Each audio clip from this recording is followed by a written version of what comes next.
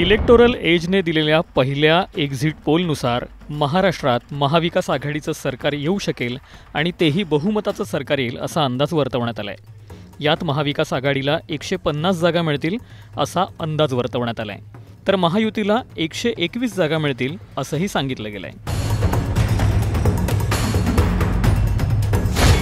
Electoral एजने वर्तवलेल्या अंदाजानुसार भाजपला 78 जागा मिळतील, तर काँग्रेसला भाजपपेक्षा कमी म्हणजे 60 जागांवरती समाधान मानावं लागेल असा अंदाज वर्तवण्यात आला आहे। तर शिवसेना विरुद्ध शिवसेना अशा थेट लढतीमध्ये शिंदेंना धक्का बसेल असा अंदाज या एक्झिट पोलमध्ये वर्तवण्यात आला आहे। यामध्ये शिवसेनेच्या शिंदे गटाला 26 जागा मिळतील, तर शिवसेना उद्धव बाळासाहेब ठाकरे या पक्षाला 44 जागी यश मिळेल असा अंदाज वर्तवण्यात आला आहे। इलेक्टोरल एजने वर्तवलेल्या अंदाजानुसार राष्ट्रवादी काँग्रेस अजित पवार गटाला 14 जागा मिळतील, तर शरद पवार गटाला 46 जागी यश मिळेल असा अंदाजही वर्तवण्यात आला आहे।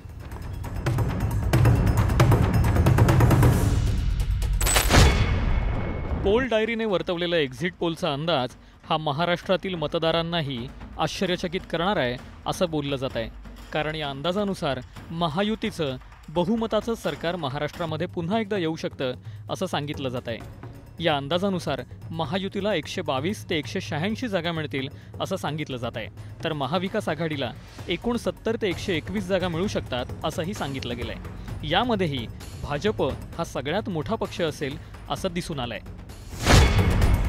पोल डायरीनुसार भाजपला 77 ते 108 जागा मिळतील, तर काँग्रेसला फक्त 28 ते 47 जागा मिळू शकतील असं सांगितलं गेलंय।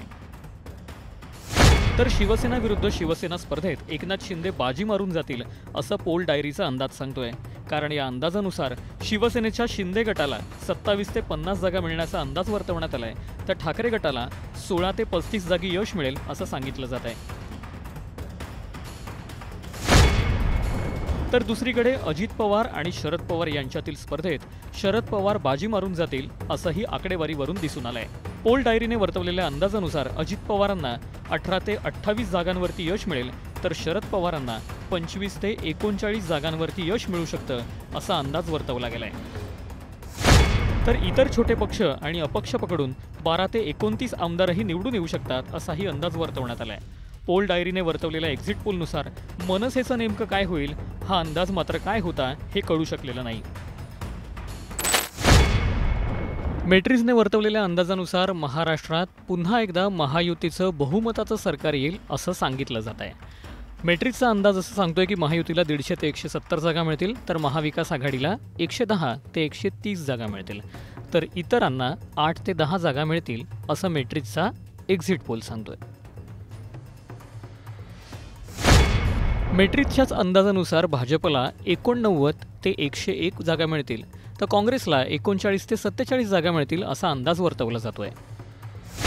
शिवसेना विरुद्ध शिवसेना असलेल्या लढाईमध्ये शिंदेंची शिवसेना बाजी मारून जाईल असा धक्कादायक अंदाज मॅट्रिक्सचा एक्झिट पोल सांगतोय। शिंदेंच्या शिवसेनेला 37 ते 45 जागा मिळतील, तर उद्धव ठाकरेंच्या सेनेला 29 ते 39 जागा मिळू शकतात असा अंदाज या एक्झिट पोलमध्ये वर्तवण्यात आलाय। दुसरीकडे शरद पवार गट हा अजित पवार गटावरती भारी पडेल असंही मेट्रिक्सचा अंदाज सांगतो। शरद पवार गटाला 35 ते 43 जागा मिळतील, तर अजित पवारांना 17 ते 26 जागांवरच समाधान मानावं लागेल असं हा एक्झिट पोल सांगतोय। दरम्यान इतर छोटे मोठे पक्ष आणि अपक्ष यांना 8 ते 10 जागा मिळू शकतात असाही अंदाज या मेट्रिक्सच्या एक्झिट पोलमधून वर्तवण्यात आलाय। मात्र मनसेचं नेमकं काय होईल याची काही ठोस आकडेवारी या पोलमध्ये देण्यात आलेली नाही। चाणक्य स्ट्रॅटेजिस्टने वर्तवलेल्या एक्झिट पोलनुसार महाराष्ट्रात महायुतीचं सरकार पुन्हा स्थापन होईल असं बोललं जात आहे। महायुतीला महाराष्ट्रात 152 ते 160 जागा मिळू शकतात असं सांगितलं जात आहे, तर महाविकास आघाडीला 130 ते 138 जागा मिळू शकतात अशी शक्यता वर्तवण्यात आली आहे, तर इतरांना 6 ते 8 जागी यश मिळू शकतं असंही सांगितलं जात आहे।